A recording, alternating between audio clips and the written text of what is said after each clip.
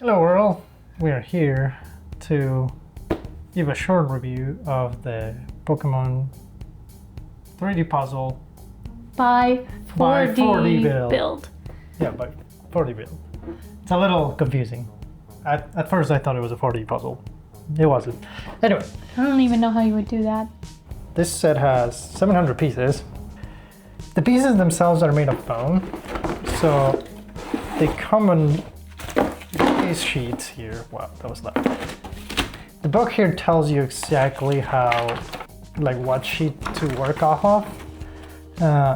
They were alphabetical. I don't think we used the whole alphabet. Yeah, but they tell you which ones to take out. Mm-hmm. You take the sheet, like so. You push the piece out carefully, because if you do it too rough, it will bend, and then you will have a sad-looking puzzle. And in some of them, there are like these really thin things, kind of like that, but they're in the middle of the piece and they're no longer attached to here. You take this tool and you carefully poke them out. So the pieces are basically made of foam, so you can easily bend them, as you see. So you have to be careful with them, because then otherwise you end up with a bent piece, because it's just paper and foam. So eventually you take them out all out, and then you have your manual here telling you exactly how you would put them together. Something interesting about the instructions is that it is literally a puzzle. So it tells you exactly like, oh, you put this piece here, you snap it in. We did a whole build video about it. So you have to be very careful on where to put it, because sometimes you will end up putting it on the wrong place, and then you'll be wondering why it doesn't close, or it looks align. Yeah, or your Charmander has scoliosis or something like that. So yeah, so be careful where you put the pieces. So then you just keep building and building. After you're done struggling with the instructions, so you end up with this pretty neat statue looking thing. Let me take one of them out, I think. Let's see, once it's in there. So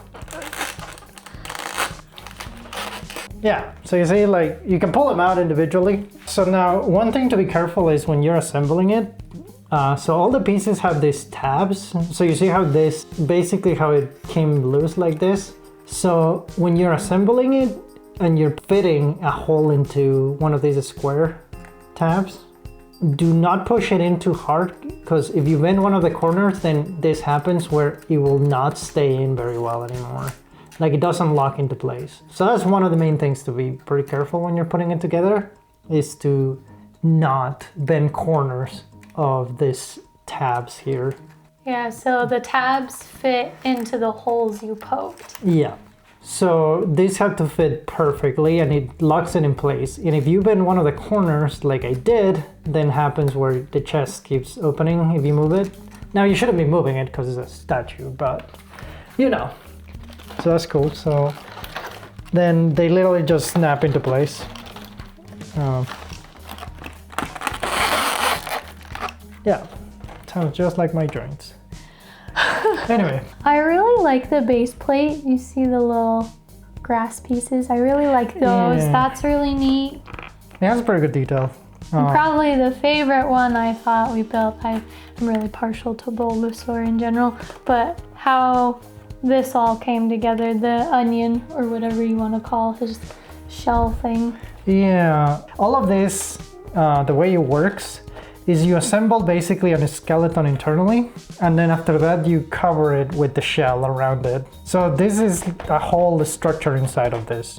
Yeah. And then it's covered by this outer, basically the skin, which gives it that look, and that's what makes it that's why sturdy. It's so sturdy. That's why it's sturdy. So yeah, overall, like, the quality is pretty good. Don't get it wet. It is fragile. It's not like a good Lego where if you drop it, you can put it back together. I would say if you drop it and step on it, I don't think you're coming back from that. So it's sturdy enough for you to be able to move it. Like, it's pretty hefty, See, nothing happens to it. But be careful with it still. Don't drop it. Don't get it wet. We found this one in Costco. Yes. We found it for 20 bucks. It was during Christmas time on 2025, so last year. After that, it was gone in a week. And then we haven't seen this one in particular ever since. We have seen each one individually, but they're about 15 bucks for each one. Still not as expensive as Lego sets, because those Legos, oof. Like you've seen the Charizard is like $600 with all three of them. Yeah. So, yeah. Overall, I think like even like the individual ones, the price is pretty decent. They have other things like the Harry Potter owl, the Death Star. So we'll probably be building other ones of these. Yeah, I'd get more of their puzzles. It was fun building this. So overall, I enjoyed it. Definitely, I made mistakes when building by being too rough in the corners. So yeah, pretty fun set. It looks cool as a decoration. If you like the Moochmons, I like the Moochmons. would recommend it. If you like puzzles, would recommend it.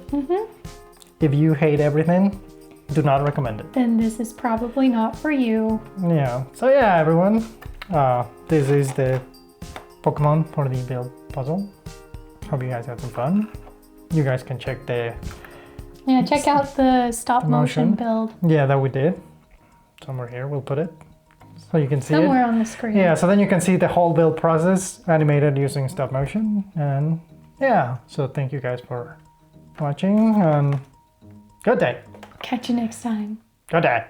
Bye-bye.